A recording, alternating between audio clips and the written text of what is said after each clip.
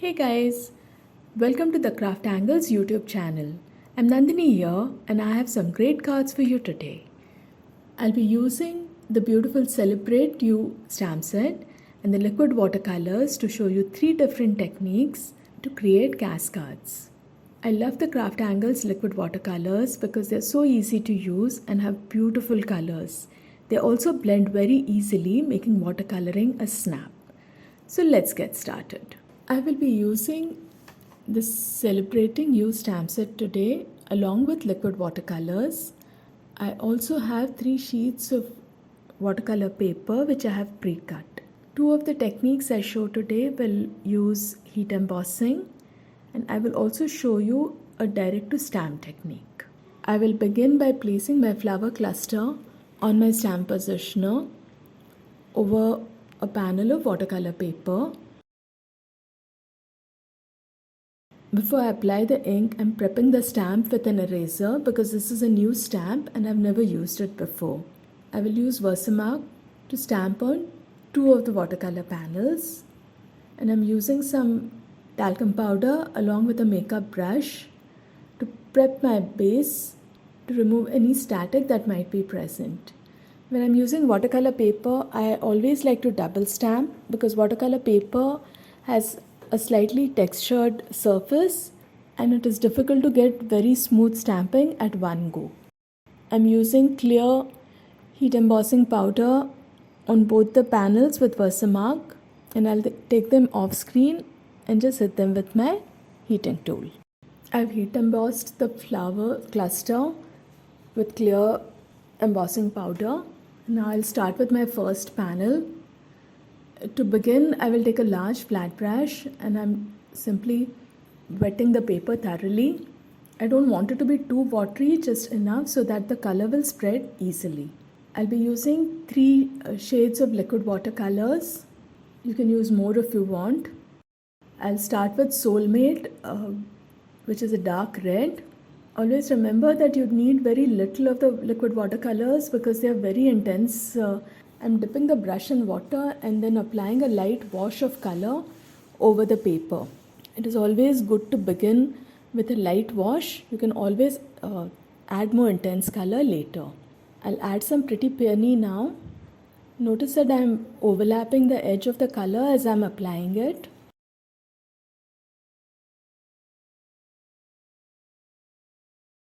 The last color I'm going to use is Lemon Tart, which is a lovely yellow. I'll follow the same process with this, overlapping it with the pink and then simply fading it away towards the edge. I'll allow the paper to dry slightly before I come in with the second layer of colors.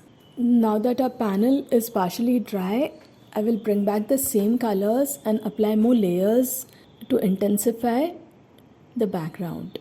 As the colors start getting darker, you will see that the heat embossing that we did with the clear heat embossing powder starts popping out more and more. The higher the contrast, the darker the background that you make, the more the flower outline will pop up against it. This is a great technique, also creating ombre looks or monochromatic looks. You just need to use colors which are in the same family or use shades of the same color. Once I'm satisfied with the way the background looks, I will just leave it to air dry. As a final touch, I'll just add a few splatters with Soulmate and Lemon Tart and then allow the panel to dry completely. And with that, our first panel is complete. For the second panel, I'm starting with the Poison Ivy, which is a dark green ink, and Lemon Tart. I will begin by applying a light wash of the yellow Lemon Tart liquid watercolor to the leaf and the stem areas of my image. After that, I'll come with the Poison Ivy and start dabbing it over the leaves and the stems. I'm not taking any particular care to stay within the lines. The heat embossing means that the color will collect in small puddles and this will give a lovely depth once the ink is dry. For the flowers, I'm first coming in with the Lemon Tart and Pretty Peony, which is yellow and pink respectively. Again, I'm just dabbing the color in the flower area and then using some water to spread it around. I'm using 3 colors for the flowers: Soulmate, Pretty Peony and Lemon Tart.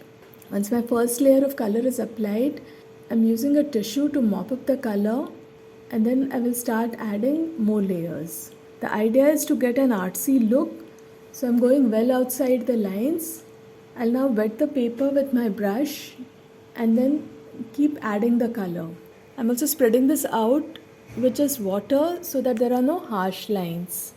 This technique works best if you keep adding small amounts of color and increasing the intensity as you go. Also take care not to overwork any of the areas because if the reds and the greens mix, you'll get a dirty brown color. I'll keep working this panel till I'm satisfied with the color layering and the intensity of the colors, and then let it air dry completely. For the last panel, we'll do a direct to stamp coloring technique.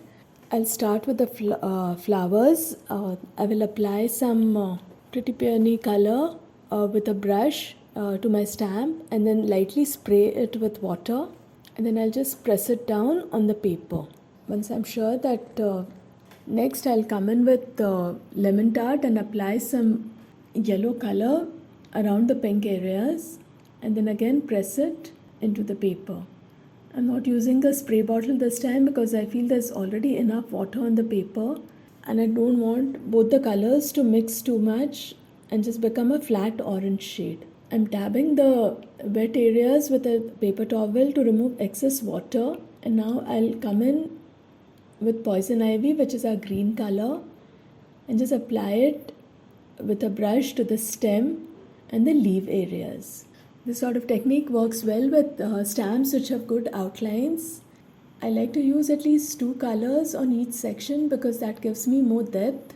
You can experiment with the amount of water you add and the amount of color to get the look which you desire.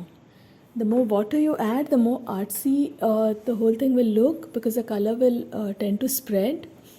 As a final layer for the flower, I applied some red Soulmate ink, and then without spraying any water, I just stamped it directly. I also removed a little bit of the color with a tissue so that I did not have a very strong red color.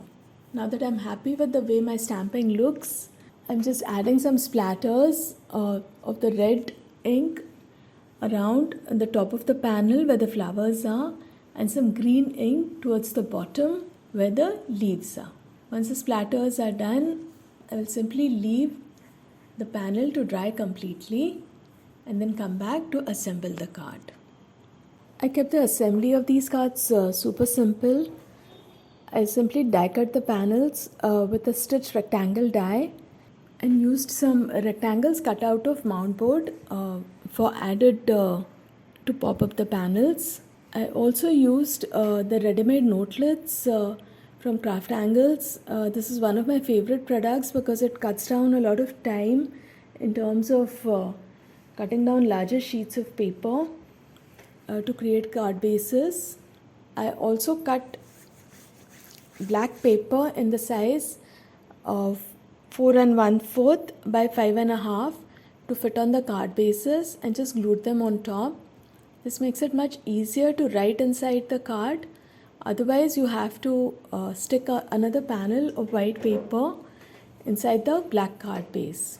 The final step was simply gluing the ready panels on the card bases. I hope you enjoyed these techniques and will give them a try. Remember, you don't have to use liquid watercolors. You can just as easily use any water-soluble medium like markers, brush pens, even distress inks work very well for these. I do hope you will give them a try. I look forward to seeing you on our YouTube channel again very soon. Don't forget to hit the bell icon and the subscribe button before you go. Bye and take care.